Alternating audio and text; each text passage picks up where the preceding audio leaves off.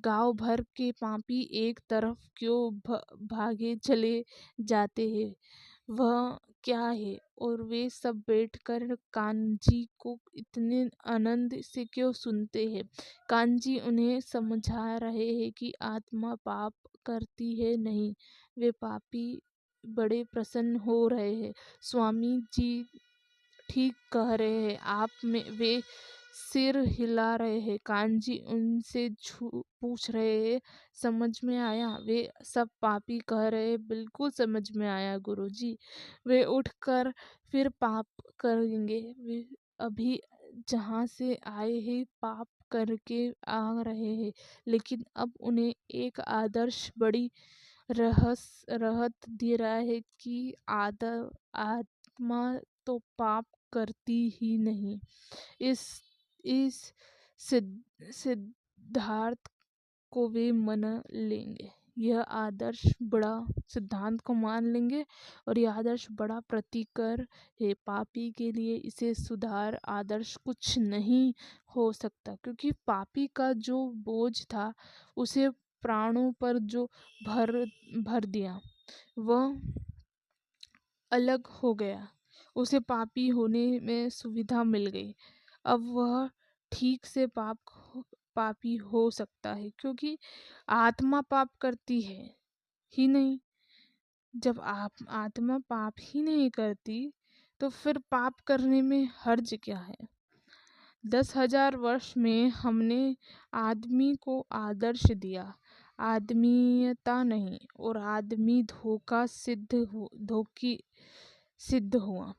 कोई भी आदर्श आदमी को उसकी असलियत बताने में सहयोगी नहीं हुआ, उसकी असलियत छुपाने में सहयोग हुआ। जबकि ज़रूरत है यह कि आदमी अपनी असलियत को पूरी तरह देख पाए। अगर वह नंगा है तो नंगा, अगर वह गंदा है तो गंदा, और अगर पापी है तो पापी।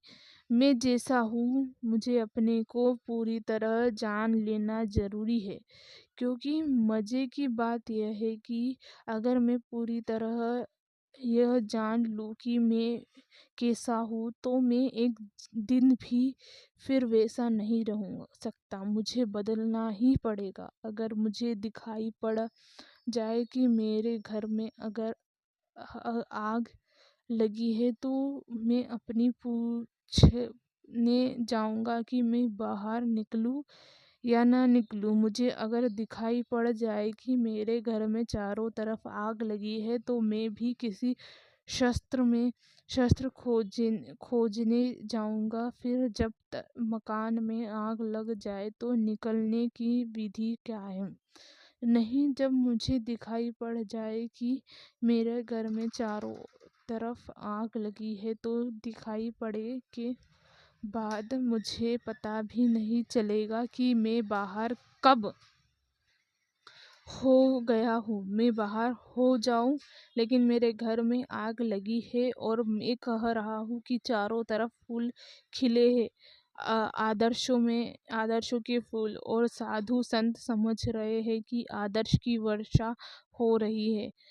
यह लपटे नहीं है, यह भगवान का प्रसाद बरस रहा है। तो फिर मैं अपने घर में बिल्कुल आराम से बैठा हूँ। हम सब नहीं बदल पाते हैं, क्योंकि हम अपनी असलियत को ही नहीं पहचान पाते हैं। हम कभी अपने भीतर ही नहीं झांक पाते हैं कि हूँ कौन। लेकिन जब भी हम सवाल पूछते हैं कि मैं हूँ कौन, तो हमें पुराने उत्तर याद आ जाते हैं। ब्रह्मास्मि, मैं ब्रह्म हूँ, मैं आत्मा हूँ, मैं शुद्ध हूँ, परमात्मा हूँ। यह सब आदर्श हमें सुनाई पड़ते हैं, हमारे कानों में गुहांचे लगती है, और तब जो मैं हूँ वह भूल जाता हूँ, और जो मैं नहीं हूँ वह हमें महसूस हो जाता है पड़ने लगता है। आदर्शों में ने मनुष्य को नहीं बदलने दिया। और मजे की बात तो यह है कि सब आदर्श यह कहते हैं कि हम मनुष्य को बदलने के लिए ही आए हैं। हम मनुष्य को बदलना चाहते हैं।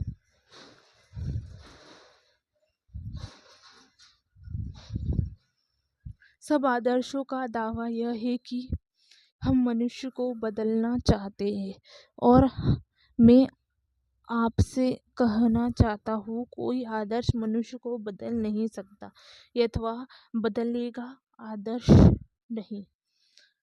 नहीं, मैं जो हूँ मुझे जानना पड़ेगा। दुख पीड़ा से भरा हूँ, नरक हूँ, तो जानना पड़ेगा, पहचानना पड़ेगा कि मैं कौन हूँ। और अगर मैं ठीक से पहचान लूँ कि मैं कौन हूँ, और बीच में आदर्श की बातें मुझे भटकाव न दे, तो मैं एक भी दिन वह नहीं रहूँगा हूँ जो मैं था। मैं वैसे ही छलांग लगा जाऊँगा जैसे आग जल गए जाए तो आदमी मकान के बाहर हो जाता है, और सांप सामने आ जाए तो हम छलांग लगा कर रास्ते से नीचे उतर जाते हैं। कौन अपनी जिंदगी को गंवाना चाहता है?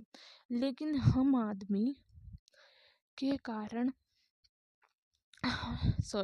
हम आदर्शों के कारण अपने सत्य को नहीं जान पाते। मनुष्य का सत्य बहुत दुखद है। न मालूम कौन लोग थे जिन्होंने कहा कि नरक जमीन के नीचे है। उतनी दूर नरक नहीं है। जरा गर्दन मुड़ाई और अपने भीतर देखिए, नरक वहाँ मौजूद है। नरक इतने दूर नहीं है जितना बताया गया है। नरक बिल्कुल पास है। हम सब नरक में खड़े हैं। पहली बात आपसे मैं यह कहना चाहूँ, नए समाज की खोज करने हो तो नए मनुष्य को खोजना पड़े, और पुराने मनुष्य की क्या बुनियाद भूल थी। पुराने मनुष्य की बुनियादी भूल थी, वह जीता था यथार्थ में, आंखें खड़ा आदर्श में, होता था कल्पनाओं में। लेकिन कल्पनाओं में सिर्फ मन हो सकता है, होना तो पड़ता है हमें यथार्थ में। और जिंदगी में यथार्थ कुछ और है, और जिंदगी के सत्य बहुत कुरूप है, बहुत अगली है, और बहुत विष भरे हैं, और बहुत नारकीय है।